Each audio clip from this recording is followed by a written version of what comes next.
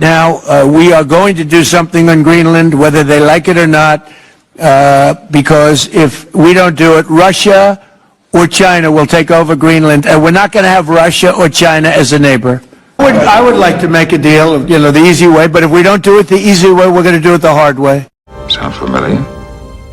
You know this is not your house. Yes, but if I go, you don't go back. So what's the problem? Why are you yelling at me? I didn't do this.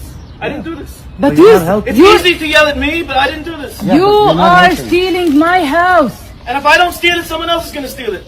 They're not coming back into this house ever. We need Greenland from a national security situation. It's so strategic.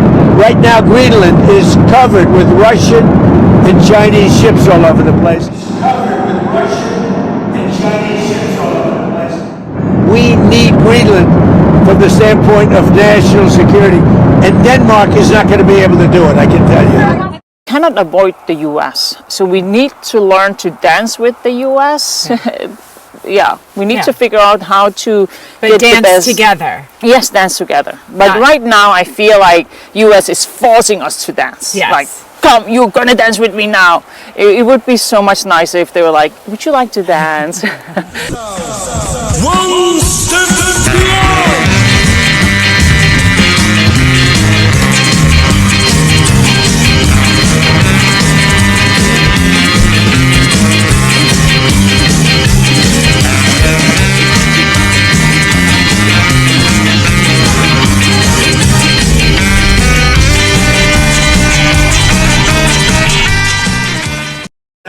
And by the way, I'm a fan of Denmark too, I have to tell you, and they've been very nice to me.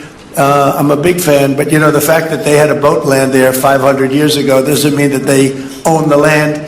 I'm sure we had lots of boats go there also, but we need that because the U.S. will take over the Gaza Strip, and we will do a job with it too. We'll own it. I've done so much for Israel that I have to read. Look at it, I got like pages. I also recognize the Israeli sovereignty over the Golan Heights. And that's one they didn't even ask me, but he thought that was possible to get. They've been working on it for 70 years, Mark. All they talked about was the Golan Heights, right, Jason? And nobody ever did anything, but I did it, and we did it quickly, and I say, good luck to you. Then I found out the value of it, trillions of dollars. It could be worth, if you think, trillions of dollars. I said, maybe I should have asked him for something. I officially recognize the true capital of Israel and opened the American Embassy in Jerusalem. Great. I said, David, tell me about Golan Heights in 5 minutes or less. I'm taking in like 1,000 years of history in 5 minutes. I said, give it to me in 5 minutes or less. And after about 2 minutes, I said, I understand.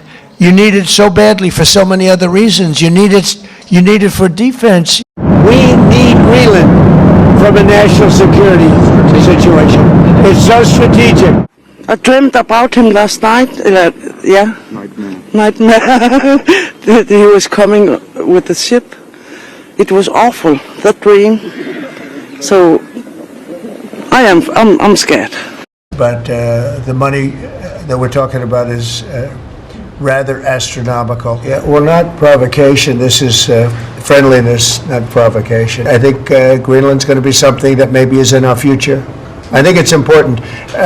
It's important from the standpoint of international security. Trump says he wants to buy us like we were a common prostitute. I'm sorry to say that, but I got so angry. I think it's so disrespectful to the Inuit people of Greenland to be treating us this way, to walk in like we are uneducated, unknowing people who are primitive and would fall for whatever flash they were supposed to come with. They said it bluntly, why they are interested in Greenland, like critical mineral resources and also trading routes that are emerging due to climate change.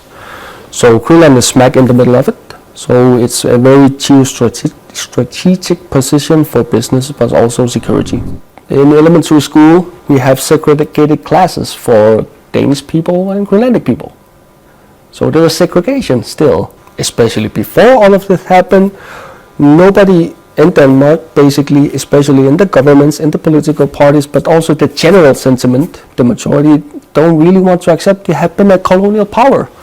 If you take it, we take every single base of the Americans from Aviano to Ramstein, from Romania to all the other military bases will be confiscated and you will lose it. And the whole position of American power since World War II, if you take Greenland, you have to leave. It's very simple, Mrs. Miller. This is the leverage we have. You need these bases for global power protection, you won't have it. And we can defend ourselves very well, and we will do that without the US nuclear shield, without the US troops in Europe, without the American bases. We will simply run these bases ourselves, and we run your boys home into Chicago, and Ohio. And goodbye. If you go extreme, we go extreme as well. The United States seized 1.9 million barrels of oil on December 10th. We're going to keep it. We're keeping it. Where's it? Are we going to sell it or put it in the strategic? Maybe oil we'll sell reserve? it. Maybe we'll keep it. Maybe we'll use it in the strategic reserves. We're keeping it. We're keeping the ships also. Yeah, please. Sir, have you spoken to American oil companies that have had their assets seized about what a post-Maduro Yes. Venezuela would mean for them, of what coming back and restarting all operations? the big ones, yeah. I have. Yeah, please. Squeeze me macaroni. Slap your face in my bologna. Squeeze me macaroni. Slap your face in my bologna. Squeeze me macaroni. Slap your face in my